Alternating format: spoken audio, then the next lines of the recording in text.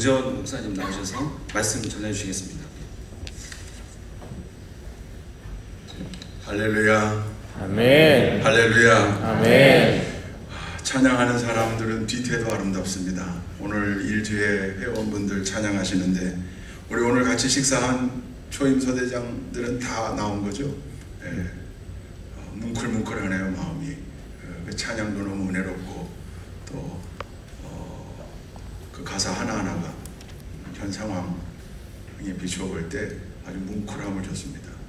우리 7군단 교회는 제가 두 번째인 것 같습니다. 재작년 연말에 한번 와서 제가 3군단에 있다가 이작사로 부대를 옮길 때 한 2주 정도 시간이 있어서 와서 함께 예배하고 말씀을 전했던 기억이 나는데 오늘 와보니까 입구가 아주 더 예쁘게 잘 단장되고 변해 있네요. 소회가 굉장히 제 마음속에 좀 여러 가지로 복잡합니다. 너무 반가운 사람들이 많고 여기 우리 참모장 하시는 우리 김병희 집사님 자이툰에서 함께 웃고 했던 동고동락했던 동역자고 또 우리 전봉구 집사님 또 우리 기무사령부에서 함께 신앙생활했던 귀한 일꾼. 근데 저는 여기 오기 전부터 김영하 집사님이 사실 누구인가 굉장히 궁금했어요. 메모 보내시고 카톡 하시고 문자 하시고 또 카톡 하시고 분명히 나랑 같이 함께 신앙생활 했던 분 중엔 이렇게 열심히 하는 분 중에 그 이름이 없는데 보니까 스쳐 지나가듯 만나기도 했고 또 남편분이 대전에 계셔서 아마 휴가 오시면 자원교에서 예배하면서 먼 발치에서 서로 봤던 것 같습니다. 근데 정말 우리 자원대교회로 데려가고 싶은 우리 자원지구에 총무시켰으면 딱 좋겠다 생각이 되는 귀한 일꾼이네요. 너무너무 좋습니다. 오늘 이 저녁에 여러분과 저를 하나님께서 만나게 하신 줄로 믿습니다. 아멘. 하나님께서 만나게 하셨으니 그렇게 만나게 하신 이유를 우리에게 분명히 보여주시고 또 알게 하실 줄로 믿습니다. 아멘. 제가 이 김병희 집사님 오늘 함께 만나 식사하면서 딱 드는 생각이 옛날 자이툰 추억 가운데 하나인데 그거 말씀드리고 싶어요. 제가 2005년도에 자이툰 부대 군종으로는 이진으로 가게 됐는데 두 번째로 제가 공부했던 서울의 감리교신학대학교가 좀 리버럴한 학교입니다. 굉장히 사회 참여도 많이 하고 그러니까 우리 동문들 중에는 시민운동, 사회운동 하는 분들도 많고 근데 제가 자이툰을 가게 됐다는 소식이 교단신문에 실린 걸 보고 여러 사람이 전화하는 거예요 저한테. 정 목사, 형님 오랜만이다. 예, 근데 너 이라크 간다며? 예, 그렇게 됐습니다. 야, 네가 왜 가냐? 네가 왜 거기 가냐? 네가 왜 미국의 전쟁에 참전하냐? 뭐 주로 이런 얘기를 하는 분들이 많은 거예요 전화 와서. 그래서 제가 형님 제가 가야 될 이유가 수십 가지 있는데 그 중에 한 가지만 얘기하겠습니다. 내가 돌봐야 할 장병들이 갑니다. 그래서 가야 합니다. 그 얘기를 하면 아무 선배도 이 일을 제기하지 않았어요. 그래서 제가 이게 반복되다 보니까 우리 자이툰 군종부의 구호를 하나 만들 때 이 생각이 들어서 요 생각의 연장선 속에서 영어로 자이툰 부대 군종부의 구호를 하나 만들었습니다. 그게 뭐냐면 We go where you go. 여러분 가는 곳에 우리도 갑니다. 우리 사랑하는 장병들이 전장으로 갈 때 우리 군종장교들도 함께 갑니다. 그런 의미로 우리가 함께 합니다. 뭐 임재사역 여러 의미로 그래서 We go where you go 그걸 기념품에 새기기도 하고 함께 외치기도 하고 그랬거든요. 전세기 타고 쿠웨이트 날아가서 쿠웨이트 알리알살렘 공항에 내려가지고 무바라크 공항에 내려가지고 2시간 버스를 타고 사막 한가운데로 갔더니 거기 그 넓은 사막 한가운데 캠프 버지니아라고 이라크로 들어가는 다국적군의 베이스 캠프를 만들어 놨더라고요. 사막 한가운데. 그 바로 옆에 알리알살렘 공항이 있어가지고 이라크로 각국의 군인들을 실어 나르는 겁니다.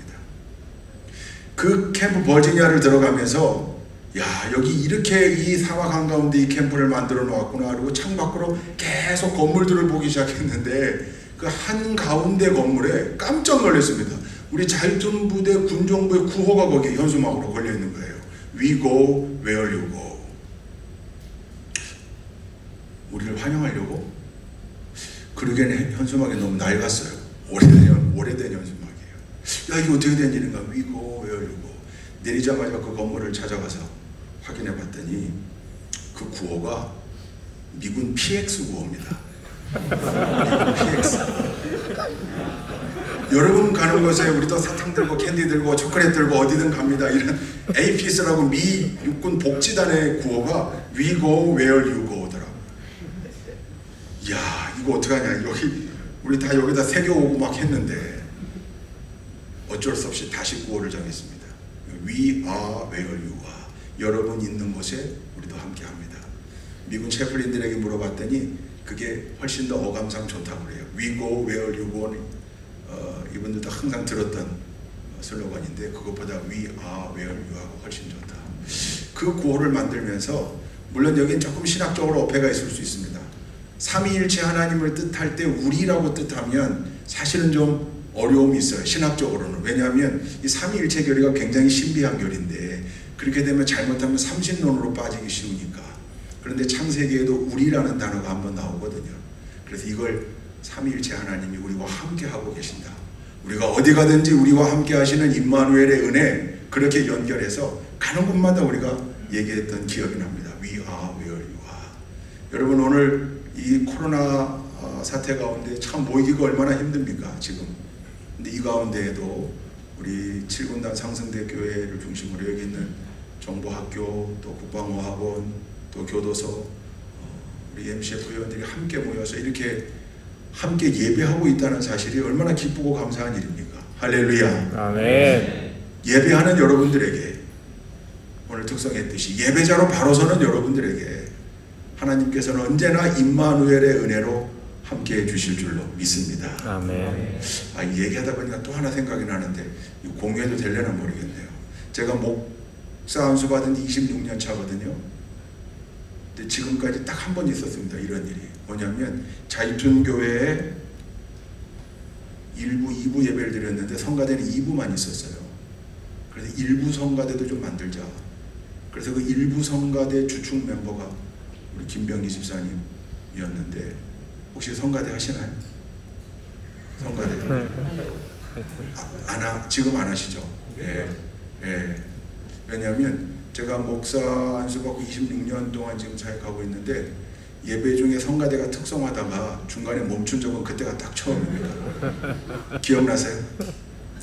성가대가 찬양을 하다가 서로 의지했던 사람들이 다 기대를 저버려서 다 틀리는 바람에 갑자기 어느 순간 아무도 입을 열지 않는 저도 이 다니면서 진땀이 났던 기억이 나는데 참 함께 했던 전우들을 만나면 오랜만에 만나면 예전 이야기들이 많이 생각나죠.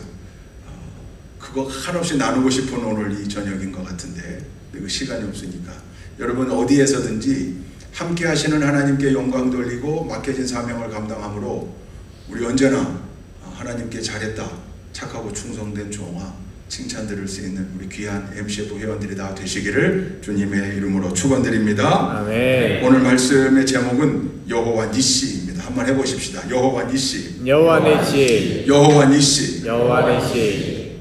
1967년 6월 5일 07시 45분이었습니다. 이스라엘의 공군 전투기들이 남쪽 이집트를 향해 날아갑니다. 이집트가 가지고 있었던 23개 레이더 기지를 피하기 위해서 저 지중해로 우회기동했고 해수면으로부터 약 50m 이내로 아주 저공비행해서 날아갔습니다. 경보장치를 끄고 방심하고 있던 이집트가 기습을 당한 거죠. 사실은 이집트가 이스라엘보다 훨씬 더 많은 전투기들을 보유하고 있었습니다. 그런데 그 전투기들이 제대로 떠보지도 못하고 다 지상에서 괴멸당했습니다. 주요 군사시설들도 전부 폭격을 맞았습니다. 전쟁이 시작된 겁니다. 그 시간에 이스라엘의 최정예 특수부대원들이 동쪽 요르단이 점령하고 있던 구예루살렘, 동예루살렘을 향해 진격했고 기갑부대는 저 북쪽 시리아가 점령하고 있던 골란 고원을 향해 동시에 진격해 갔습니다. 북쪽으로는 시리아, 동쪽으로는 요르단, 남쪽으로는 이집트 세 개의 국가와 동시에 전쟁을 시작한 겁니다. 정말 무모한 전쟁입니다. 3차 중동전쟁이 발발한 겁니다. 1차 중동전쟁은 이스라엘의 독립전쟁, 2차 중동전쟁은 수에즈 운하를 놓고 이집트와 싸웠던 전쟁이고, 이 3차 중동 전쟁은 이스라엘이 세계 국가와 동시에 전쟁을 수행했습니다. 서쪽으로는 할 수가 없죠. 지도를 아는 분들은 이해할 겁니다. 서쪽으로는 지중해입니다. 그러니까 국경을 맞대고 있는 아랍의 세 국가와 동시에 전쟁을 수행한 겁니다. 정말 무모했던 전쟁인데, 근데 여러분 놀랍게도 시리아에게 3일 만에, 이집트에게 4일 만에, 요르단에게 5일 만에 항복 선언을 받아냅니다. 그래서 6일째 되는 날 유엔의 종전 권고를 받아들이는 형식으로 종전을 선언합니다. 그래서 이 3차 중동 전쟁의 이름이 6일 전쟁입니다. 3차 중동 전쟁이라는 이름보다는 6일 전쟁이라는 이름으로 우리에게 더 잘 알려져 있습니다. 이스라엘은 당시 인구가 400만 명, 시리아, 요르단, 이집트를 합하면 1억 명이라고 했습니다. 그래서 어렸을 때 저희 선생님이 1억 대 400만의 싸움이라고 말씀하셨던 기억이 납니다. 바위로 계란치기 같았던 싸움입니다. 전쟁이 발발하자마자 이 이스라엘군 전체를 지휘했던 이스라엘의 국방장관 모세스 다얀 장군이 외신 기자들 앞에 섰습니다. 프레스 컨퍼런스 하기 위해서. 그때 기자들이 묻습니다. 이거 너무 무모한 것 아닙니까? 세 국가가 동시에 전쟁을 수행한다는 거, 이거 너무 무모한 일 아닙니까? 그럴 때 모세스 다얀 장군이 뭐라고 그랬냐면, 우리는 반드시 승리합니다. 우리는 이길 수밖에 없습니다. 이유가 뭡니까? 우리에게는 이길 수밖에 없는 신무기가 있습니다. 강력한 무기가 있습니다. 그렇게 답변했습니다. 그 다음날 전 세계의 유수한 일간지들이 헤드라인의 기사를 전 세계 핵전쟁의 공포가 드리우다, 이스라엘 핵무기 사용할 때 다 그 신무기를 핵무기라고 생각했습니다. 그렇게 헤드라인을 뽑았습니다. 5일 동안 전투 수행하고 항복 다 받아내고 6일째 종전을 선언했던 그 자리에 외신 기자들이 다시 묻습니다. 그때 모세스 다얀 장군이 6일 전에 얘기했던 그 신무기가 뭡니까? 핵무기 아니었습니까? 모세스 다얀 장군이 기자들에게 그렇게 말합니다. 당신들 다 오보를 했습니다. 내가 말했던 신무기는 핵무기가 아닙니다. 그러면서 포켓에서 작은 책자를 하나 꺼냈습니다. 시편 121편이 기록되어 있는 작은 책자입니다. 내가 산을 향하여 눈을 들리라. 나의 도움이 어디서 올까? 나의 도움이 천지를 지으신 여호와에게서로다. 이스라엘의 모든 장병들이 그 포켓 속에 시편 121편이 기록된 소책자를 놓고 나가 싸웠습니다. 하나님이 우리와 함께 하시니 우리는 이길 수밖에 없습니다. 할렐루야. 네. 현대전의 기적이라고 하는 6.1 전쟁이 그렇게 위대한 승리, 이스라엘의 승리로 끝났던 겁니다. 이 전쟁을 승리로 이끈 다음에 이스라엘이 저 남쪽으로는 수에즈군하고 시나이 반도를 다 차지하고 동쪽으로는 구예루살렘, 왜 거기 특수전 최정예 부대를 투입시켰냐면 그 동예루살렘, 구예루살렘이 성경에 나오는 예루살렘입니다. 다윗성. 그러니까 6.1 전쟁 전까지는 요르단 땅이었는데 그거 가장 먼저 수복하기 위해서, 차지하기 위해서 최정예 부대를 거기에 투입했고, 북쪽으로는 시리아가 차지하고 있던 골란 고원까지 전쟁 전보다 무려 6배나 넓은 땅을 차지했다가 후에 협상들을 통해서 대부분 다 돌려줍니다. 단 동예루살렘 성만큼은 안 돌려줍니다. 그래서 성지순례를 가보면 지금도 그 구예루살렘이 이스라엘 영토로, 이스라엘의 통치 아래에 있는 이유가 6.1 전쟁 때문입니다. 아마 전사를 배울 때 우리 소대장들도 이 6.1 전쟁에 대해서 들어보거나 또는 배운 적이 있을 겁니다.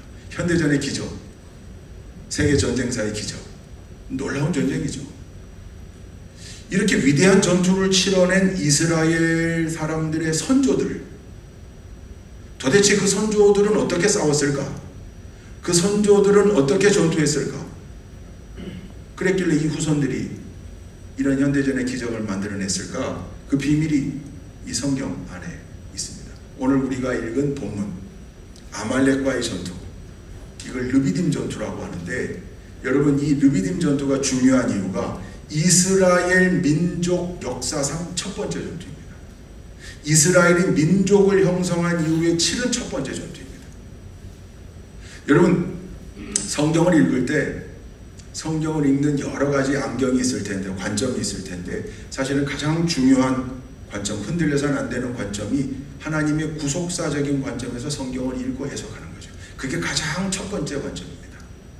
그리고 난 다음에 각자의 안경을 가지고 성경을 해석해 볼 수 있겠죠. 바라볼 수 있겠죠. 사업하는 사람은 비즈니스의 관점에서, 우리 같은 군인들은 전투의 관점에서 성경을 한번 읽어보는 것 매우 유익합니다. 여러분, 구약 성경에 약 130여 차례의 크고 작은 전투 이야기가 기록되어 있습니다.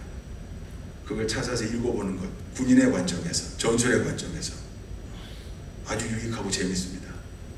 그렇게 읽다 보면 이 르비딤 전투가 굉장히 중요한 위치를 점하고 있는 전투라는 사실을 알게 됩니다. 왜냐하면 이스라엘이 민족을 형성한 이후에 첫 번째로 치른 전투입니다. 최초의 전투. 물론 창세기에 보면 아브라함이 조카 롯을 구하기 위해 치렀던 전투도 있습니다. 그러나 그때는 민족이 아니었죠. 민족이 아니었잖아요. 그때는 패밀리였죠. 패밀리. 여러분, 이 애굽에서 탈출해서 가나안 땅을 향하던 광야 여정 중에 아말렉을 만난 거잖아요. 왜 이스라엘 백성들이 애굽 땅 가 살았습니까? 여러분 이미 스토리 다 알고 있는 대로 요셉의 스토리, 애굽의 총리가 돼서 여러 가지 우여곡절을 겪은 다음에 결국은 하나님이 보여주신 꿈대로 애굽의 총리가 돼서 자기 아버지 요셉과 그 형들을 다 초청했죠. 70명 애굽 땅으로 초청 이민한 거잖아요. 그래서 70명의 패밀리가 애굽 땅에 들어갔다가 430년 지나면서 민족이 돼가지고 애굽 땅을 탈출해 나온 겁니다. 애굽에 들어갈 때는 패밀리로 들어갔다가 나올 때 민족이 돼서 나왔어요. 그리고 나서 처음으로 치른 전투가 바로 오늘 우리가 읽은 르비딤 전투, 아말렉 족속과 싸운 전투입니다. 여러분, 아말렉 족속은 그 지역 광야를 호령하던 전투의 이골이 난 민족입니다. 이스라엘 사람들은요, 강제 노역하다가 나온 사람들입니다. 성경에 보면 전쟁을 구경한 적도 없다 그랬습니다. 치러본 적도 없고 칼과 창으로 훈련받아 본 적도 없는 이스라엘 민족입니다. 그러니 이 이스라엘 사람들과 아말렉 족속의 광야에서 붙었는데 누가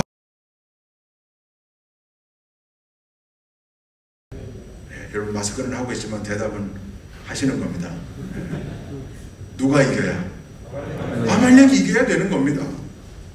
그럴 수밖에 없는 거예요. 근데 여러분 이미 결과는 우리가 다 알고 있습니다. 누가 이겼습니까? 이스라엘이 이겼습니다. 왜 그런 겁니까? 어떻게 한 번도 전투를 치러본 적도 없고 훈련해 본 적도 없는 이스라엘 민족이 전투의 이골이 난 아말렉 족속과 싸우고 이길 수 있었을까? 여러분 거기에 아주 주요한 키를 제공하는 두 인물이 있는데 그게 한 사람은 지도자 모세요, 한 사람은 여호수아입니다. 여러분 이 두 영웅인데 모세의 삶을 우리가 너무 잘 알잖아요. 40년을 어디서 살았습니까? 이집트 왕궁에서 살았습니다. 왕자의 신분으로 살았습니다. 고대 군주들이 다 그랬듯이 왕자로서 수업받을 때 빼놓을 수 없었던 군사학, 전술학. 그러니까 이 모세는 사실 어렸을 때부터 이 군사적 식견, 전술적 식견을 훈련했던 사람이죠. 그래서 오늘 우리가 성경을 가만히 보면 모세가 세운 작전 계획이 대단히 훌륭합니다. 여러분 한번 성경을 읽어볼까요? 9절 한번 읽어보시죠. 9절. 성경을 펴놓으시고 오늘 읽은 본문 가운데 출애굽기 17장 9절 함께 읽습니다. 시작. 여호수아에게 이르되 우리를 위하여 사람들을 택하여 나가서 아말렉과 싸우라. 내일 내가 하나님의 지팡이를 손에 잡고 산 꼭대기에 서리라.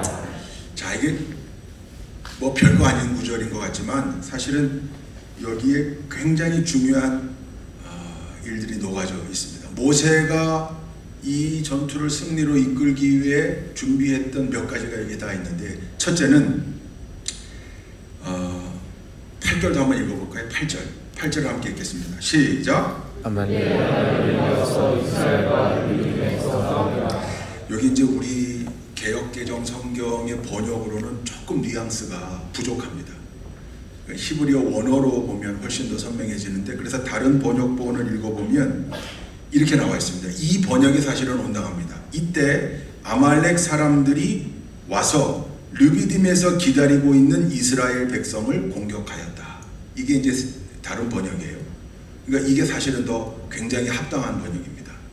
그러니까 어떻게 하다 보니까 우연히 르비딤이라는 장소가 전투 장소가 된 게 아니고 모세는 이스라엘 백성들과 함께 이 르비딤에서 싸우기 위하여 계획을 세워놓고 아말렉 족속을 기다렸다는 겁니다.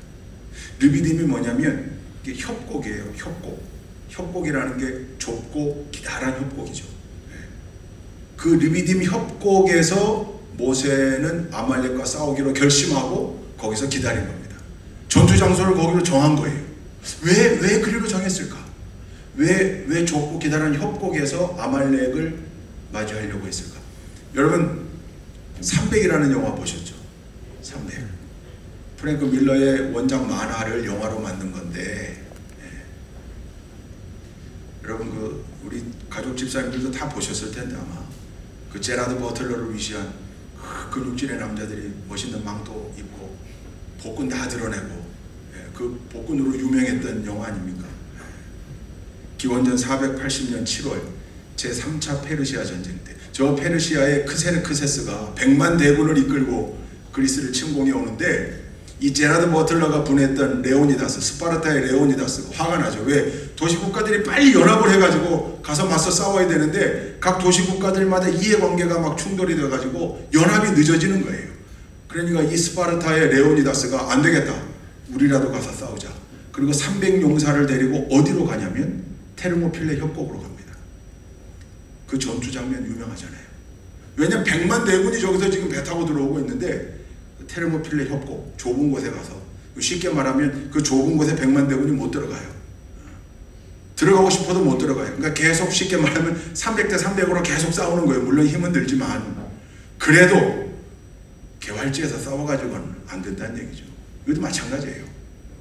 여러분 낙타 타고 고속 기동에 능했던 전투에 이골이 난 아말렉 족속을 한번 전투도 치러본 적이 없는 이스라엘 민족이 뻥 뚫린 개활지 광야에서 싸운다? 지는 거죠. 승산이 없어요. 모세의 생각에. 그래서 장소를 르비딤 계곡으로 택한 거예요. 그러니까 모세의 이 결정은 아주 합리적인 결정이에요. 그게 첫 번째 결정이었다면 두 번째, 여호수아에게 명령해서 전투를 준비하게 해요. 즉 여호수아를 장군으로 임명한 겁니다. 여러분 여호수아가 이스라엘 민족 역사의 전면에 최초로 등장하는 장면입니다. 여호수아는 이때 장군 돼가지고 무려 40여 년을 장군으로 삽니다. 여호수아라고 하는 걸출한 인물을 모세가 택하여 세운 겁니다. 여러분 전투를 누가 지휘하느냐에 따라 성패가 달라지는 거죠. 여호수아라고 하는 훌륭한 인물을 현장 지휘관으로 세운 거예요.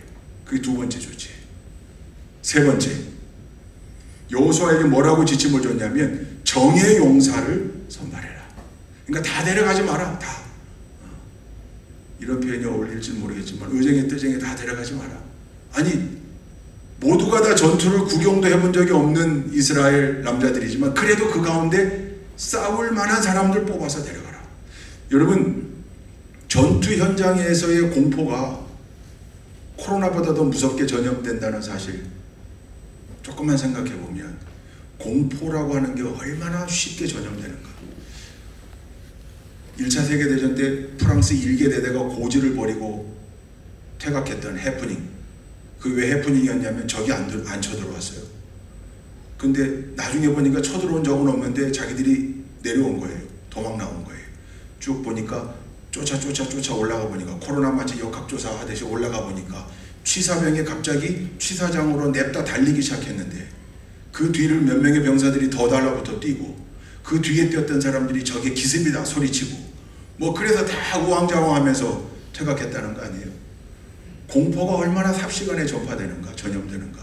그러니까 덜덜덜덜 떠는 이런 사람들 데려가지 말고 정말 싸울 수 있는 정예 용사 뽑아서 가라. 우리로 말하면 부대 선봉에 서 있는 MCF 회원들 뽑아서 가는 거죠. 동의하시면 아멘. 아멘 안 한 사람들은 뭡니까? 동의하시면 아멘. 네. 그럴 때 뽑을 때 다 뽑혀야죠. MCF 회원들이 각 분야의 선봉에 서 있어야 되는데 언제나 앞장서는 사람들. 할렐루야. 그 정예 용사들을 선발하라고 지침을 줬어요. 네 번째, 본인은 산꼭대기에 올라가겠다. 산꼭대기, 우리가 말하는 감제고지죠. 올라가서 전투 현장을 바라보면서 지휘 통제하고 전체적인 지휘는 지도자인 내가 하겠다. 산꼭대기에 올라가서. 여러분 여기까지, 즉 모세가 르비딤을 전투장소로 정하고 여호수아라고 하는 걸출한 인물을 지휘관으로 세우고 정예 용사들을 선발하고 본인은 산꼭대기에 올라가서 전체를 조망하며 지휘하겠다. 이거 40년 왕궁에서 훈련받았던 군사적 식견이 다 녹아있는 정말 합리적인 결정이고 고개가 끄덕여지는 결정입니다. 그런데 문제는 그 다음입니다. 그 다음 모습을 보니까 그 이후에 모세가 이 전쟁의 양상을 아주 이상하게 끌고 가는 거죠. 동화 같은 장면이 이제 나오는 겁니다. 올라가서 전투를 바라보면서 여호수아에게 전령을 보내고 어떻게 하나, 이게 아니고 올라가서 손을 들고 하나님 앞에 기도하는 겁니다. 그 산꼭대기가 감죄고지인 줄 알았더니 아니요, 하나님께 더 가까운 곳 꼭대기에 올라가서 하나님 앞에 손을 들고 이스라엘 민족의 승리를 위해 기도하는 겁니다. 하나님, 한 번도 전투를 치러본 적이 없는 우리 민족입니다. 모세는 훈련받았던 사람입니다. 그러나 자기가 데리고 나온 이스라엘 민족은 강제 노역하다가 해방시킨 사람들이에요. 그러니 하나님 도와주시지 않으면 아말렉을 이길 수가 없습니다. 하나님 도와주셔서 할렐루야.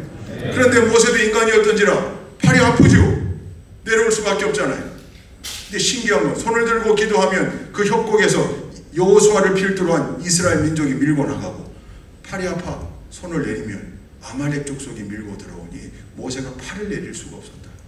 아론과 훌이 옆에서 모세의 팔을 붙들고 그 팔이 전투가 끝나기까지 내려오지 않도록 도왔다. 결국은 불가능할 것 같았던 이스라엘 민족이 아말렉 족속을 깨끗하게 무찌릅니다. 할렐루야. 위대한 승리입니다. 이스라엘 민족 역사상 첫 번째 전투를 이렇게 승리로 이끌었습니다. 어떻게? 하나님의 함께 하심으로, 손을 들고 하나님 의지함으로. 무슨 전투력이 훌륭해서 아말렉처럼 더 훌륭한 전투력, 훈련, 전투기술, 그거 아니고 객관적으로 보면 질 수밖에 없는 싸움인데 하나님께서 함께 하심으로 이스라엘 민족이 이긴 겁니다. 이스라엘 민족 역사상 첫 번째 전투. 자, 전투를 끝내놓은 다음에 제단을 쌓고 하나님께 감사하고 기념했다 그랬습니다. 그 제단의 이름을 여호와 니시라고 했는데 원뜻은 여호와는 나의 깃발, 여호와는 나의 승리. 할렐루야. 하나님 함께 하심으로 우리가 이겼다, 그 말입니다. 위대한 여호와 니시의 역사가 여기에서부터 시작된 겁니다. 기적이라고밖에 말할 수 없는 6.1 전쟁의 주인공들인 이스라엘 사람, 그 선조들, 아, 성경에 나와 있구나. 하나님을 의지할 때, 하나님이 함께 하실 때 불가능할 것 같았던 전쟁의 승리가, 전투의 승리가 그들에게 가능했다. 또 여호와의 구원하심이 칼과 창에 있지 아니함을 이 무리에게 알게 하리라. 전쟁은 여호와께 속한 것인지 그가 너희를 우리 손에 넘기시리라. 할렐루야. 아멘. 너는 칼과 창과 단창으로 내게 나아오거니와 나는 네가 모욕하는 만군의 주 여호와의 이름으로 내게 나아간다. 할렐루야. 아멘. 다 여호와 니시의 역사입니다. 여러분, 골리앗을 무너뜨렸던 다윗, 여호와 니시의 주인공이죠. 300용사 데리고 미디안 13만 5천 명의 군사를 무찔렀던 기드온, 여호와 니시의 주인공이죠. 18만 5천 명의 아수르 대군이 예루살렘 성을 빙 둘러 포위하고 그들을 위협할 때 칼 한 번 휘두르지 않고, 창 한 번 던지지 않고, 화살 한 번 쏘지 않고 아수르 대군 18만 5천 명을 무찔렀던 히스기야, 다 여호와 니시의 주인공이죠. 사무엘하 8장에 보면 이 표현이 반복되어 나옵니다. 다윗이 어디로 가든지 여호와께서 이기게 하셨더라. 다윗이 어디로 가든지 여호와께서 이기게 하셨더라. 할렐루야. 제가 너무너무 좋아하는 구절입니다. 여러분, 하나님이 함께 하실 때 언제나 우리에게 이 여호와 니시의 역사가 반복되는 거죠. 체험되는 거죠. 우리가 여호와 니시의 주인공 되는 거죠. 모세가 그랬듯이, 여호수아가 그랬듯이, 기드온이 그랬듯이, 다윗이 그랬듯이, 히스기야가 그랬듯이 우리 모두가 다 여호와 니시의 주인공 되는 겁니다. 여러분이 얼마나 가슴 떨리는 일입니까?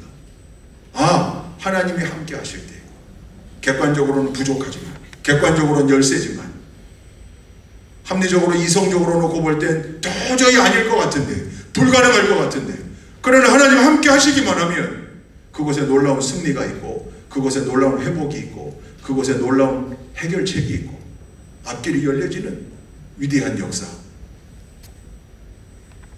오늘 이 자리에 모인 우리 모두가 체험해야 할 여호와 니시의 역사인 줄로 믿습니다. 바라기는 우리 이 자리에 모인 MCF 모든 회원들, 각 부대의 모든 분야 항상 선봉에 서서 앞장서고 남들 하지 않으려고 하는 일에도 앞장서고 기피하는 일뿐만 아니라 위험한 일에도 앞장서고 우리에게 그런 사명이 있는 거예요. 믿음의 사람들에게. 그거 누가 하겠습니까? 믿음의 사람들이 해야지. 그게 여호와 니시의 주인공 되는 지름길이에요. 그 선봉에 섰을 때 기도하지 않을 수 있겠습니까? 기도해야죠. 하나님 앞에.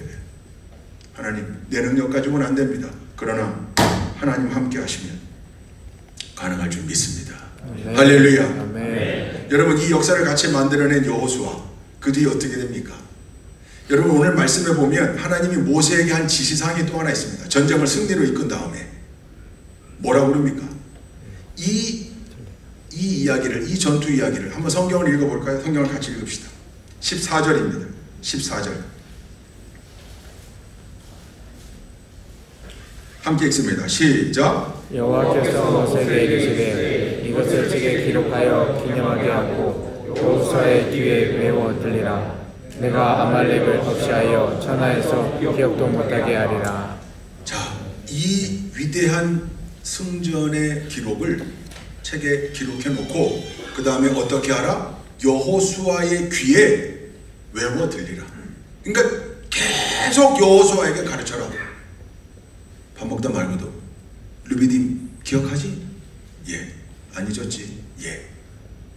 그 다음 날에도 여호수아 그 르비딤 예 알고 있습니다. 여호와 니시 알고 있지? 계속 어떻게 전투에서 승리할 수 있었는가? 야 인마 네가 잘해서가 아니야. 네가 앞장서 나가서 거기서 네가 잘해서가 아니야. 여호수아 네가 잘 지휘해서가 아니야. 하나님께서 함께 하셨기에 가능한 일이야. 이걸 계속 여호수아에게 외워 들리라는 거예요. 여러분, 이 아말렉과의 르비딤 전투 이후에 여호수아의 발자취를 한번 따라가 보십시오. 어떤 삶이었습니까? 결국은 모세는 모압 평지에서 요단강 동편 저 가나안 땅이 조망되는 그 느보산에 바라보기만 하고 못 들어가고 결국 그 지휘봉을 여호수아에게 넘겨주고 모세를 이어 이스라엘 민족의 지도자가 된 모세가 가나안 땅에 들어가서 7년 동안 정복 전쟁을 수행하는데 아이성 전투에서 딱 한 번 실패했습니다. 그죠? 아이성 전투에서 딱 한 번 실패했지만 그것도 다시 재도전에서 이겨냈잖아요. 그리고 난 다음에 7년 동안 내 승리한 겁니다. 가는 곳마다 승리했습니다. 그 땅을 다 정복한 다음에 12지파에게 땅을 분배해 줍니다. 여러분, 어떻게 그 일이 가능했을까? 이때의 체험이 이 르비딤 전투에서의 여호와 니시의 체험, 하나님이 함께 하실 때 정말 불가능할 것 같았던 일이었지만 위대한 승리로 귀결되었던 이 여호와 니시의 체험이 여호수아의 일생을 지배했던 겁니다. 내 능력으로 아니고 하나님 함께 하심으로. 여러분, 한번 성경을 읽을 땐 이런 스토리의 행간을 한번 읽어보는 것도 좋죠. 행간 기록되어 있지는 않지만 여러분, 르비딤 전투에서 모세가 여호수아를 세우고 야 정예 용사를 뽑아라. 그러나 산꼭대기에 올라가서 전투를 지휘할게. 그럴 때 여러분이 여호수아였다면 어떤 마음이었을까요? 좀 인간적으로 생각해 봅시다. 어떤? 야 이건 무슨 용 빼는 재주가 있다고. 여기 아무리 정예 용사를 뽑아본들 군사훈련을 받은 애들도 없는데 이 애들 데리고 나가서 내가 승리할 수 있을까? 야 이거 앞장서 나가 장렬하게 전사하는 일만 남아있는 거 아닌가? 여러분, 불안, 염려, 공포, 때로는 원망. 아, 왜 날 뽑아서? 나도 아론이나 홀처럼 가서 위에 산꼭대기 가서 보좌하면 좋을걸. 아니요, 성경에 이런 얘기는 안 나와요. 그냥 우리 또 서대장들 성경에 혹시 그런 얘기가 기록되어 있을까 오해할까 두렵네. 행간을 읽어보면 충분히 이해되잖아요. 그런 마음 충분히 들 수 있죠. 근데 여호와 니시의 위대한 승전을 체험한 겁니다. 인간의 힘으로는 불가능한데 하나님 그렇게 함께 하셔서 이런 위대한 승리가 우리에게 주어졌구나. 이 여호와 니시의 체험이 여호수아의 일생을 지배합니다. 여호수아가 얼마나 겸손한 삶을 살았는지 몰라요. 여러분, 마지막을 보십시오. 여호수아가 7년 동안 정복전쟁 다 수행하고 다 승리를 이끈 다음에 땅을 분배합니다. 자연스럽게 여호수아가 뭐가 되면 되는 겁니까? 자연스럽게 여호수아가 뭐가 될 수 있습니까?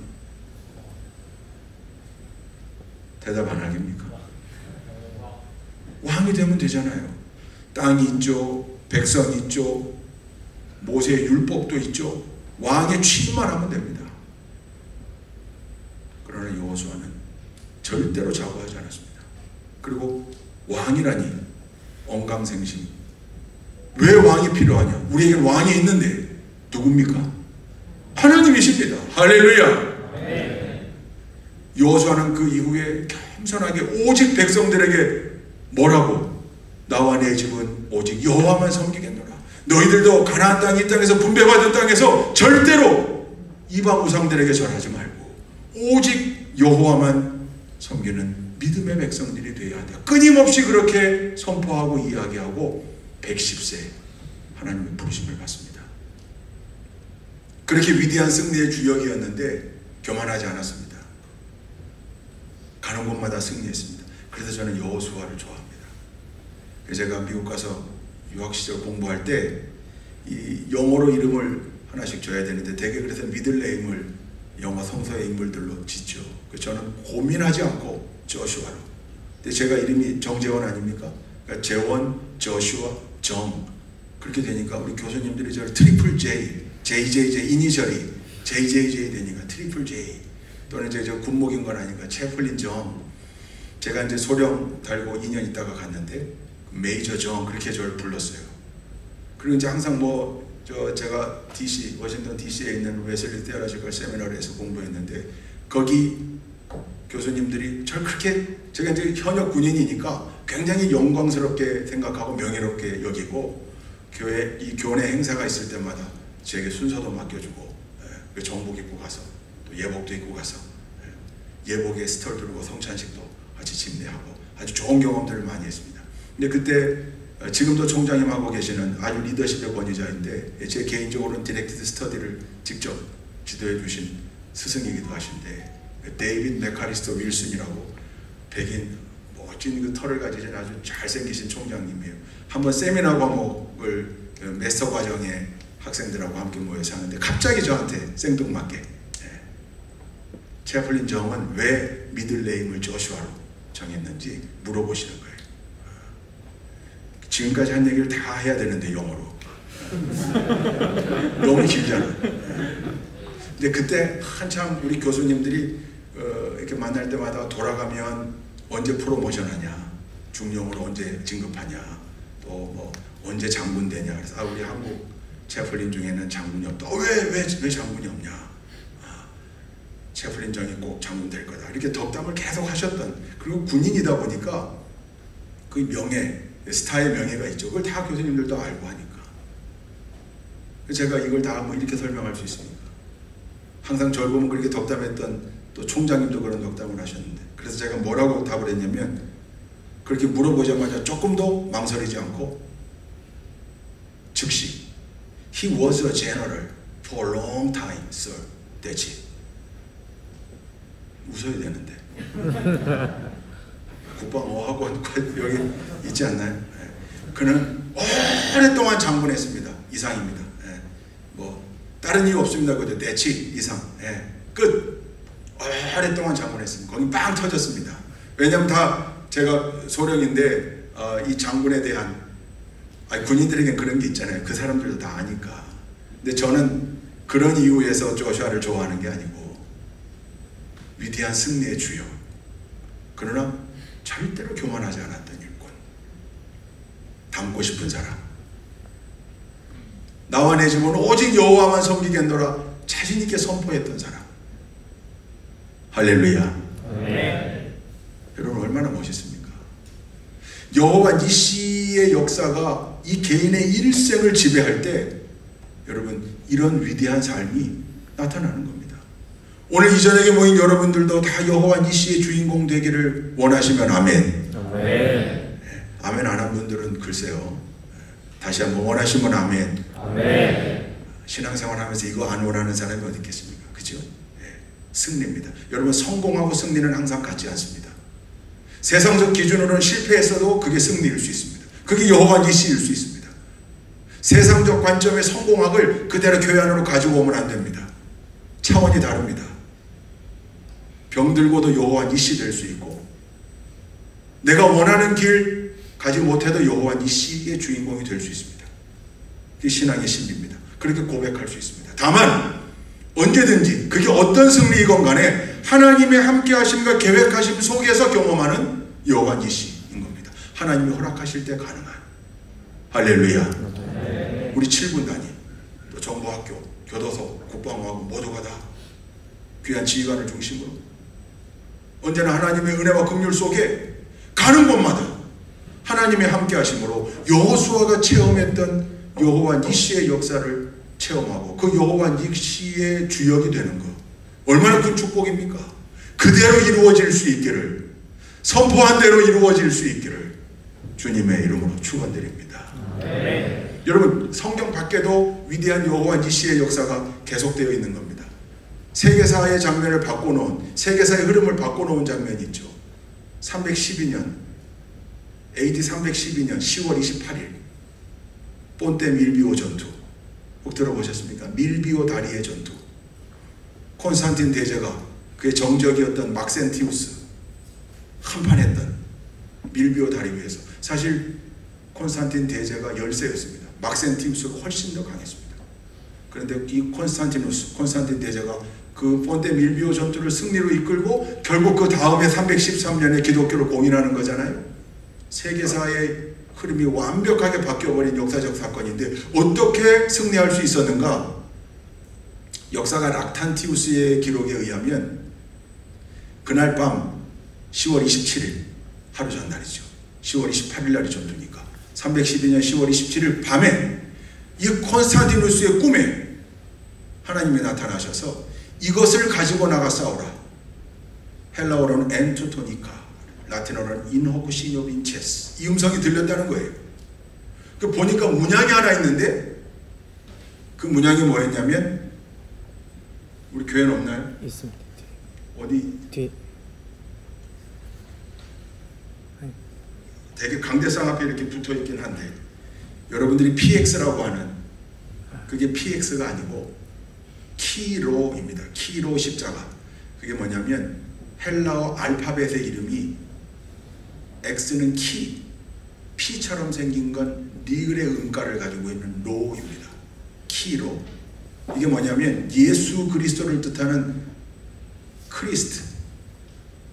크리스트의 헬라어의 앞에 두 글자를 딴 겁니다. 그걸 섞어 놓은 모양. 그래서 꼭 PX처럼 보이죠. 그거를 가지고 나가 싸워라. 그래서 이 콘스탄티누스가 아침에 일어나가지고 그 문양을 다 용사들의 방패에도 새기고 투구에도 새기고 나가 싸웠다는 거예요. 그래서 승리로 이끌었다는 거예요.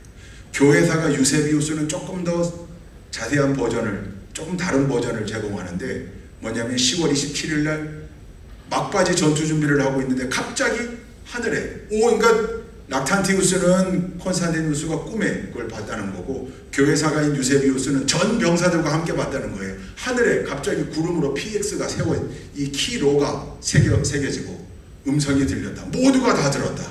인호쿠 시뇨 빈체스, 이것을 가지고 나가 싸우라. 아, 예수의 이름으로 나가 싸우라, 그 말이에요. 어찌됐건 락탄티우스가 맞는지 유세비우스가 맞는지는 모르겠어요. 그러나 정설은 이 키로 십자가를 새기고 나가 싸웠다. 이 정설입니다. 정사이기도 합니다. 그래서 이 키로 표시가 라바룬이 됩니다. 황제의 깃발, 라바룬. 그때부터 콘스탄티누스의 깃발에는 언제든지 키로가 새겨져 있었습니다. 예수의 이름으로 나아갈 때 우리가 승리한다. 할렐루야. 네. 여러분, 저는 어렸을 때 주일학교 다닐 때 이 노래 진짜 부르기 싫었습니다. 왕왕왕왕 나는 왕자다.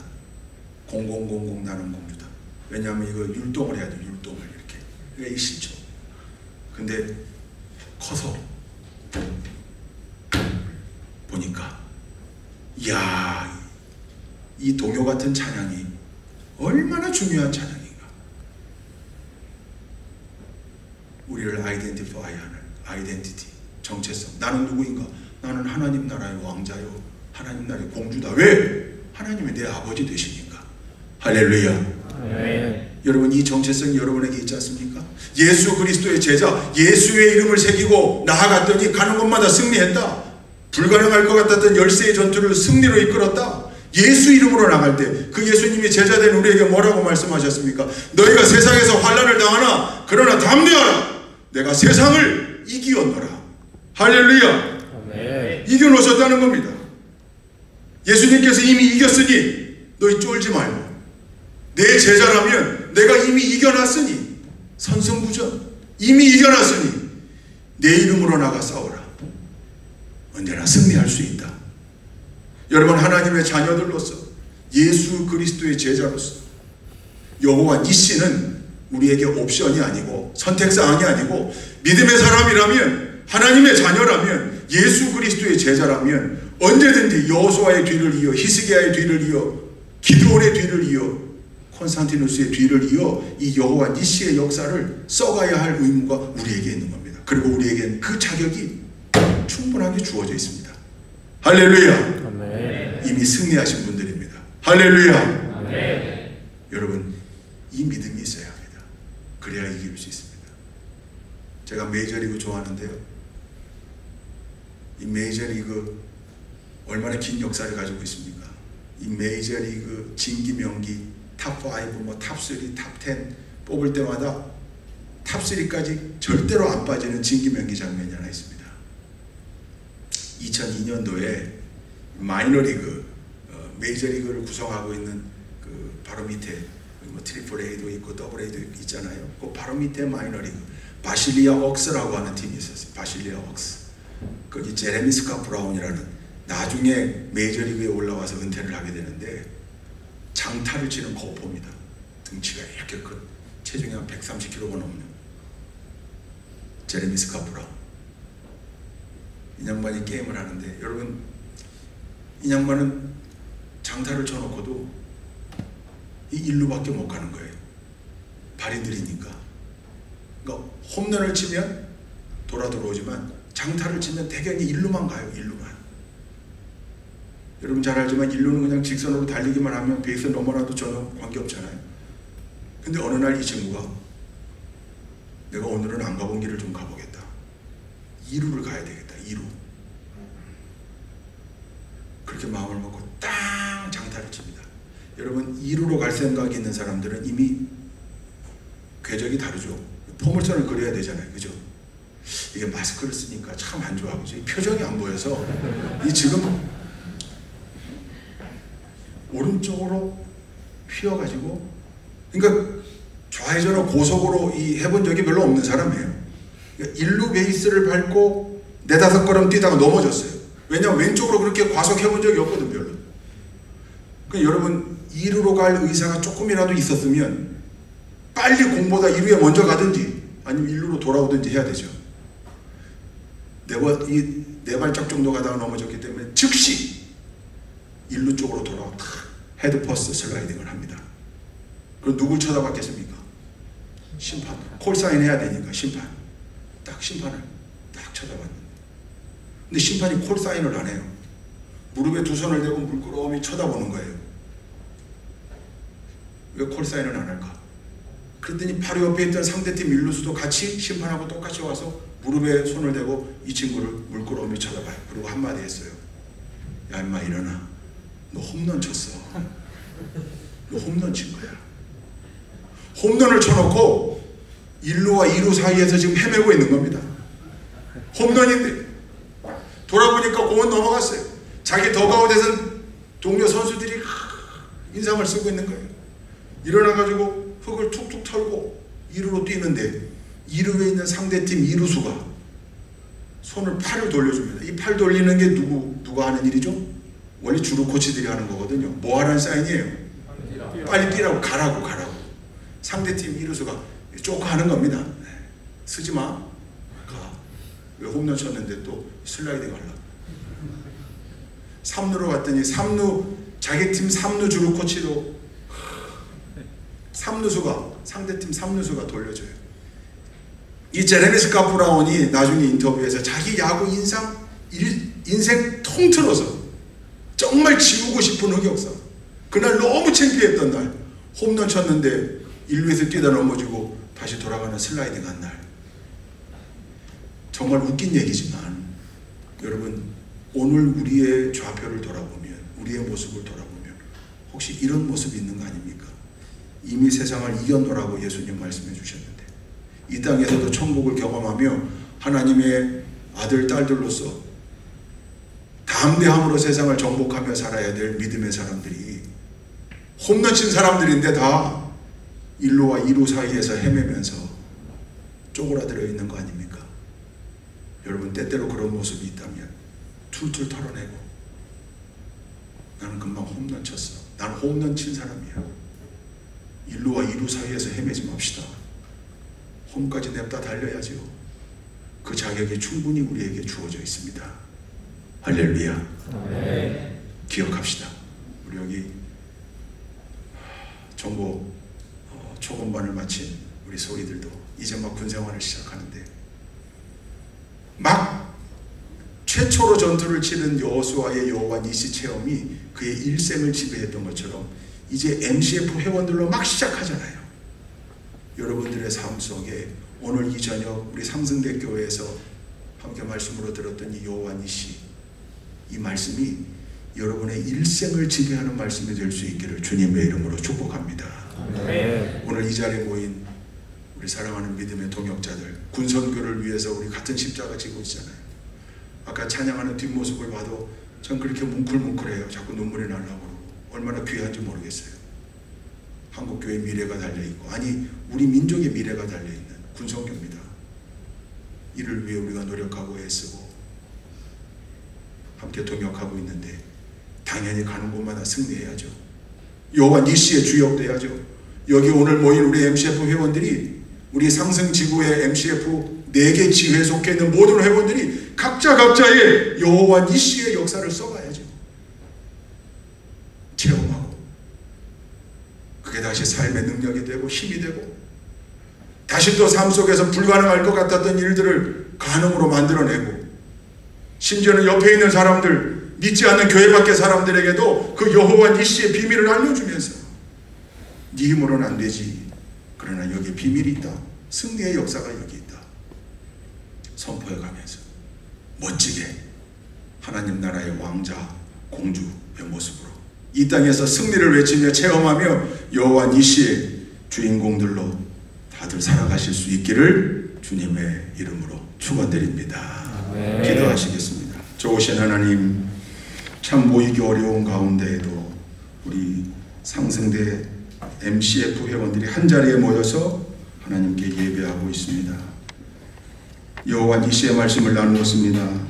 하나님, 여호수아의 일생을 지배했던 그 귀한 승리의 역사의 체험이 우리 이 자리에 있는 모든 MCF 회원들과 우리 상승대 교회 모든 성도들에게, 또 저들의 자녀들에게 그대로 체험되어질 수 있도록 인도하여 주옵시고 허락하여 주옵시며, 언제나 이 귀한 역사를 새롭게 써가며 사는 위대한 믿음의 일꾼들, 하나님의 자녀들 다 될 수 있도록 인도하여 주옵소서. 예수 그리스도의 이름으로 기도 올리옵나이다. 아멘.